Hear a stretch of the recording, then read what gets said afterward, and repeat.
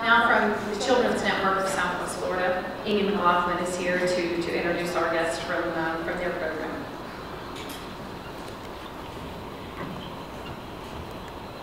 Well, good morning. My name is Aimee Mclaughlin. I'm the Director of Communications for Children's Network, and I want to start off by saying that we are a very proud United partner agency, and I'm very honored that Carrie called us to be here today.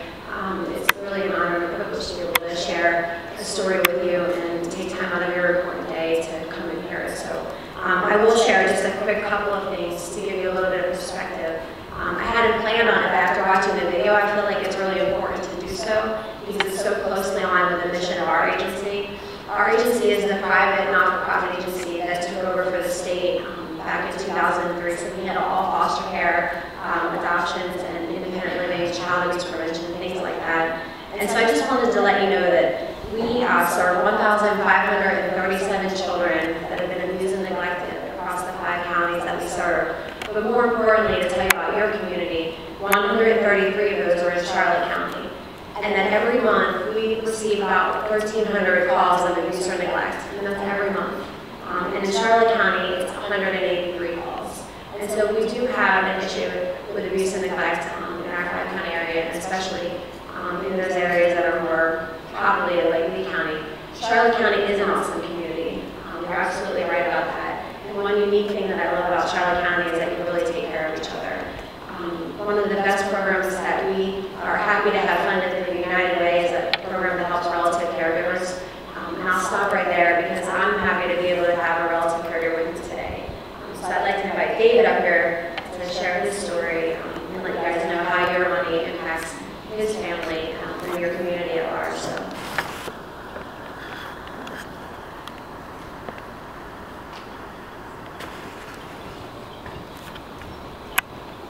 Hello, good morning. My name is David Andrews. I'm a relative caregiver for 2 children, Patricia, age 11, and Dominic, age 5. I'm here to tell you how your help through United Way and Children's Network made the very confusing situation Patricia and Dominic went through easier. So let's start from the beginning. In early 2011, Dominic, 4 years old, left his house while his mom was asleep and decided to walk to the store. An officer found him in Punta Gorda Police Department and brought him home.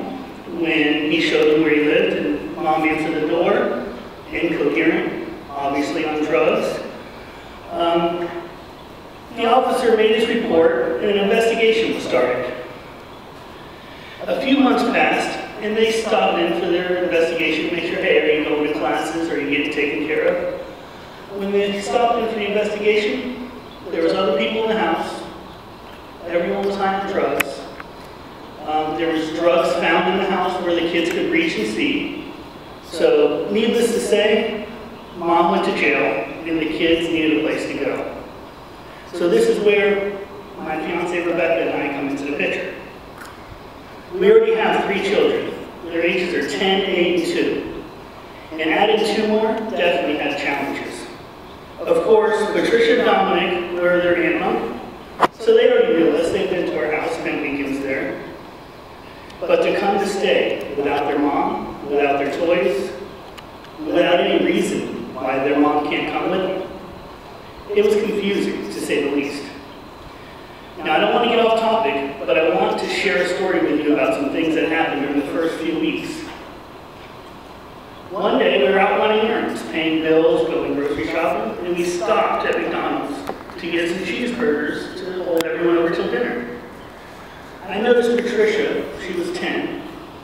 She took like 2 bites out of her cheeseburger. She wrapped it up neatly and tucked it under the edge of her leg. Well, we were pulling into Walmart, I was looking at everyone done, and I said, Tricia, finish your burgers and we go to the store. She looked at me with this weird look on her face. She goes, I'm going to be hungry later and I want to eat something before bed, so I'm going to save it.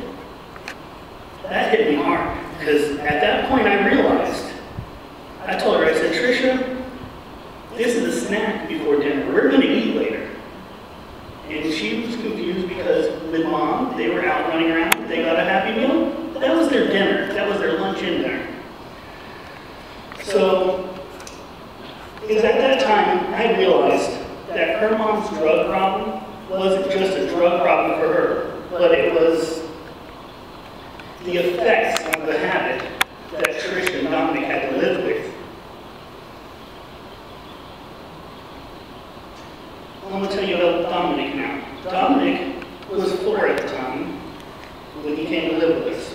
He wasn't talking clearly. He wasn't potty trained. His diet consists of pretty much raw hot dogs, cheese slices, and Happy Meals.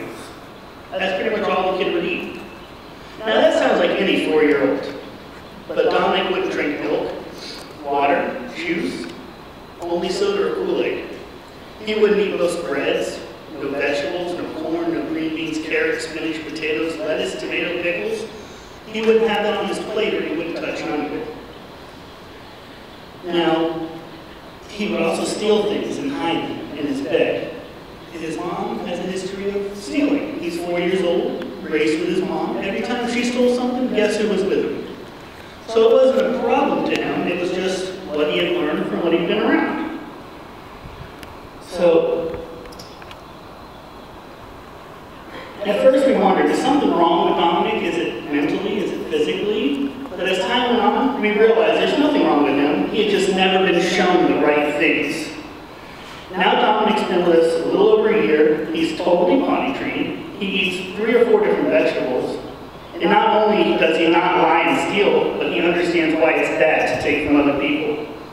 The hardest thing I found was breaking the bad habits before we could teach him the new ones. Now let's get back on topic here. The mother didn't do anything she was ordered to do to get Patricia and Dominic back. She failed drug tests, refused classes for parenting and drug abuse. And a few months ago, Rebecca and I got full custody of Patricia and Dominic. Patricia started 6th grade middle school this year, and Dominic is in kindergarten. So this brings us to my purpose being here. I'm here to tell you where your money went that you donated and helped with United Way.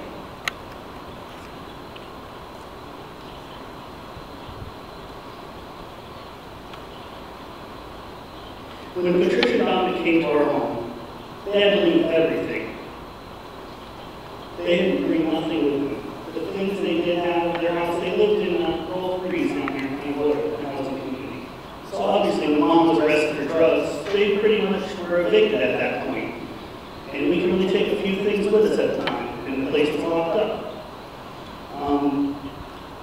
As things got settled in, a few weeks went by, the Child Network told us we have money available to help you get them settled in.